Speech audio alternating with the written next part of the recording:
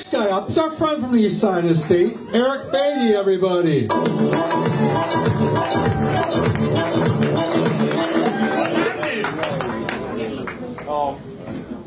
Thank you. So guys, I'm lucky enough to get to do some that I really enjoy doing right now for life. That was funny. You're right, sir. Thank you for laughing at that. I know by looking at me, you wouldn't have believed that I could do something that I enjoy for a living, but I can because this guy laughed when I said it. So. Came over the beer. You ready to go? Yeah, I like drinking. You're right, sir. I am a comic, so I hate my life. Thank you. No, I do enjoy what I do for a living right now, but it wasn't always that way. I've worked definitely some jobs I hated. You got anybody ever worked a job here that you were embarrassed to have? Yeah, a few people. There we go. That guy raised his beard to it, so he knows. Yeah, that's true. So when I actually lived in the West Side for a little bit, working at a radio job, a small radio job, but it wasn't enough because radio doesn't pay anything. So while I was doing it, at 27 years old, guys, I was also the host of a restaurant. That's right. At 27 years old, with a college degree and working at a small radio station, when I went into Johnny Carino's and asked for a job, the manager was just like, I like you a lot, but I don't know if we can trust you with the responsibility of walking up to a table, writing down a food order on a piece of paper, walking it back and yelling at some Mexicans, and then carrying that food back to you. We don't think you can handle that, Eric. Seems a little complicated. What about this, though? I do like you. You have a college degree.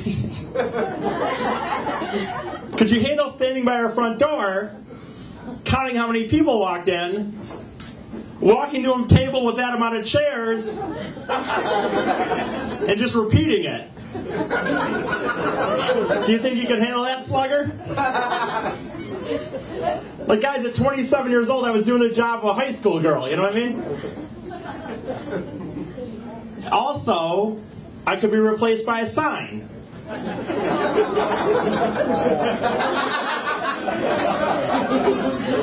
Call in on a Friday night because I want to drink, because I'm an alcoholic, as I stated earlier.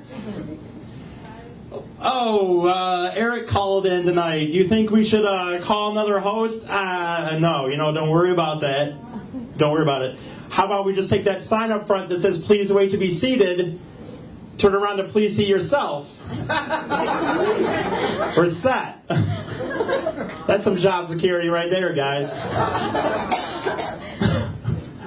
Just turn the sign around. I don't have to show up anymore for $8.50 an hour. This was, it was a lot harder, though, than you realize to become a host. It took like 3 training days to do exactly what I just described to you guys a second ago, which is counting and walking. This was no joke, though. In the guidebook, they gave us some suggestions that we should bring up on the way to the table. Something we shouldn't, just like, hey, while you're walking to the table, just throw things out there, like, how about the local sports teams, whatever. And this was in the guidebook, though. It said, what you shouldn't bring up as you're walking to the table is politics, religions, or controversial issues. Yes, religions. I said multiple. Politics, religion, or controversial issues. They have a hard time with hosts bring up controversial issues in like the minute that they're walking to the table. So much so they had to put it in the book. How many got here? 4? All right, guys. Got a table for you right back here. Just throwing it out of the way. I'm pro-abortion. We have very good lasagna here. I don't know. You guys ever drive down the highway? I saw one today. I usually see them on 94, but I was driving down 96 from Detroit to get here. See one of those. Anyone guys you guys like massages here? Yeah? Massages are weird to me as a guy, you know what I mean? Because I don't really want to get like a dude. No offense, but it's a little weird for me. But I don't want to get a massage from a girl either, because I'm just worried about getting an erection the whole time. You know what I mean? Pretty obvious, right? And so it's a little weird to me. And because of that, I feel really bad for people that go into massage therapy with like a genuine want to help people. Because of assholes like me that are always like, happy endings, am I right? You know, give me... Like, I just got my degree in massage therapy. I'm like, do you give happy endings? Like when I graduated college, this is no joke, it's a true story. I graduated college and I went through my thing, and then the massage therapist class went last. And I had a friend who was actually in the audience that day, and he said, and welcoming the 2000, whatever year it was, class of massage therapists. And before I could send a text to my buddy, I already got one back from him who was like, hey, they give happy endings? Huh? Very immature, you know what I mean? Though, I don't know. But like, so I will say this though, guys. I have gotten a massage before, though. You know what I mean? The massage, back page and shit. It's funny how they pretend though that they're like still giving real massages.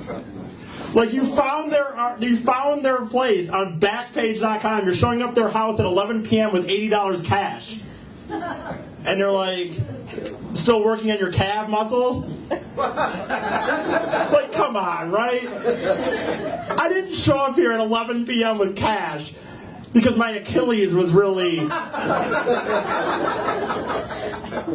Just get to the, you know?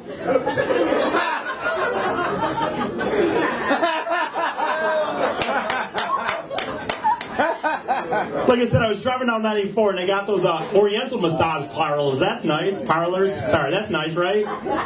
You see the hours on those things? Monday, 7 days a week, 10 a.m. to 2 a.m. Like, what kind of massage? 2 a.m. for the massage, right? We all know what it is, right? We get it, right? I don't have to say it, right? 2 a.m. to the... You know, happy ending massages. Okay. Like how serious? So it's funny. Like, you guys ever work a job where you're like at the counter and you hate that it like, you close at 10, so like 9:30 start going. I hope I don't see anybody come in. I hope I don't. How good do you think those massages are at those places? Some trucker rolls in at like 12:45. Yeah, I'm here for the massage. How good do you think those massages are, right? Just like, Jesus Christ. I got Netflix at home. I got fucking... What about the truckers that show up right in the morning? You know what I mean? Opening. The rig's already in the parking lot at 8:30. She hasn't had her coffee yet. She has to give a massage. Jesus. Guys, I don't think I could be in a gangbang. I don't know if you could judge me by looking at me, but I don't think I could do it. It's not because, like, it's mainly because, like, guys, there's only been a few times, believe it or not by looking at me, there's only been a very few times that a girl has allowed me to have sexual congress with her. I wasn't like, this is awesome, but I wish I could have 6 other dudes here with me doing it at the same time. That'd really step it up.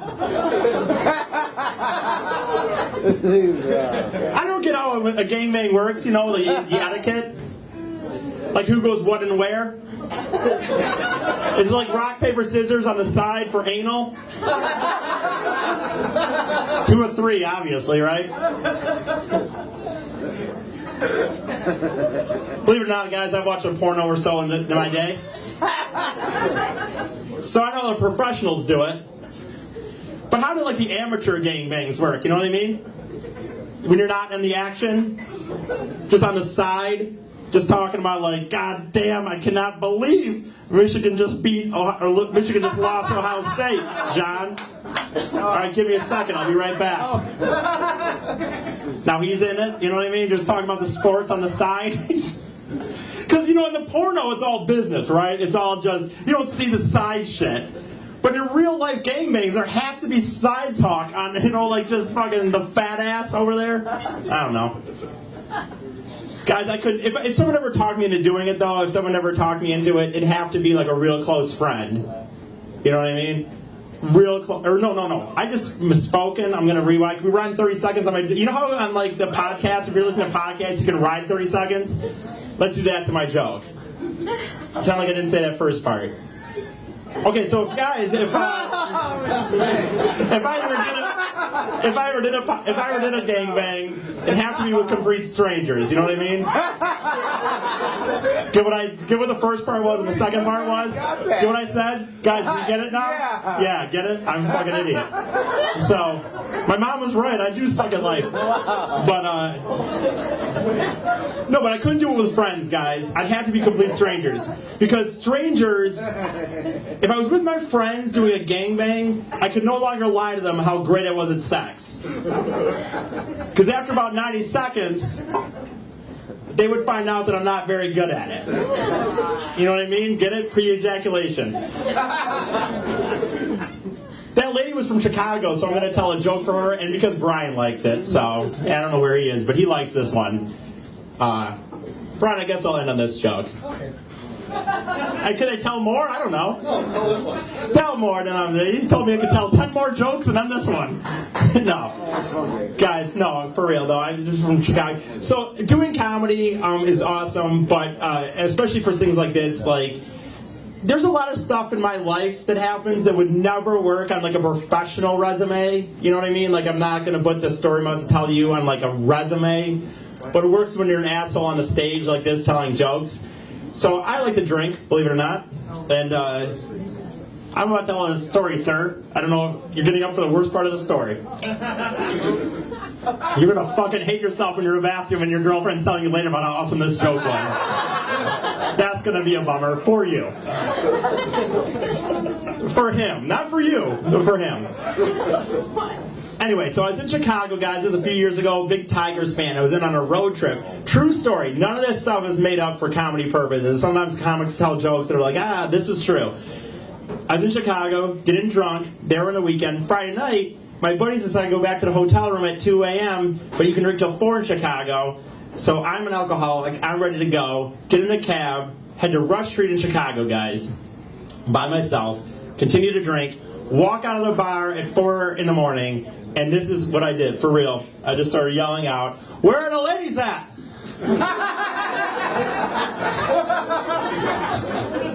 Where are the ladies at? That's exactly what 6'2", gangly white guy, Chicago. Where are the ladies at?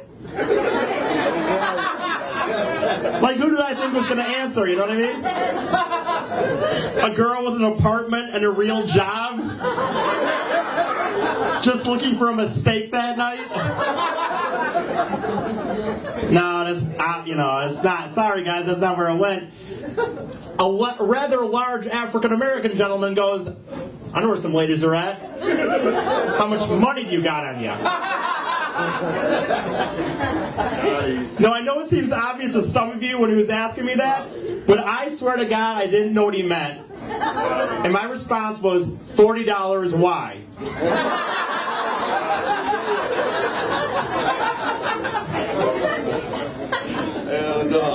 Right, exactly, right? Stupid. Then I got it. He was talking about prostitution. And you know what? I was like, fuck it. It's 4:20 in the morning. I'm drunk, I'm horny, I'm lonely. Let's do this shit. I was a virgin at the time, so I didn't care. I didn't have to add that. I don't know why I threw that in there. For extra humiliation to myself, I threw that in there. For extra self-deprecation. No, so here we are, about 4:40 in the morning. We're in the back alley of Chicago getting one of these. I'm classy, so I'm not going to say it. One of these, if you guys didn't see it over here. She realizes, though, that a homeless gentleman is watching from behind a dumpster. I'm going to once again point out that none of this is made up.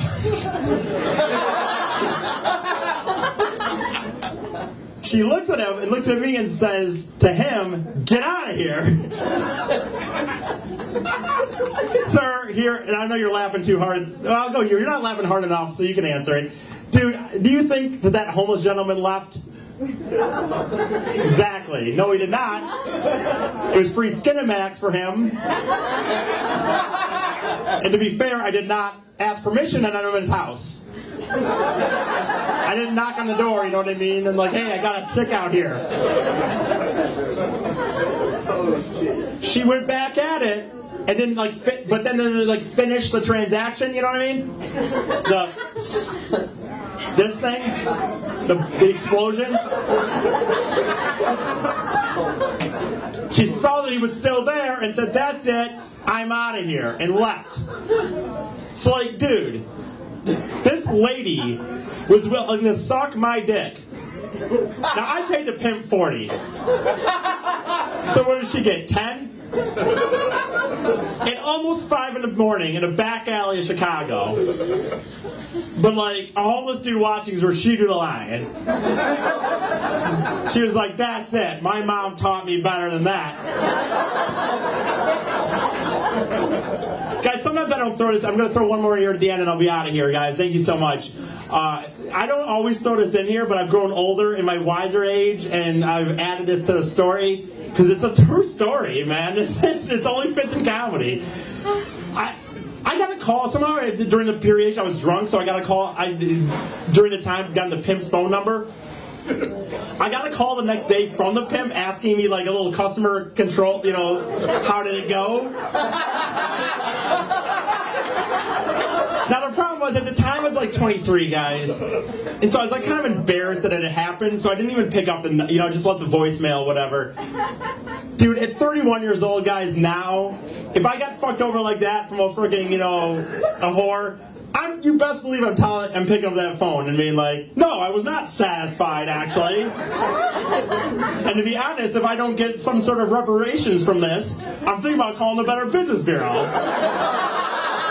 Reporting your ass. You will get a very bad Yelp review if you don't make up for this shit. Guys, my name's Eric Fitty. I'm part of a podcast, daily podcast out of Detroit, Michigan called the Detroit Cast. If you ever want to check it out, it's similar to Free Beer and Hot Wings, kind of that kind of humor. Thank you very much. That's it.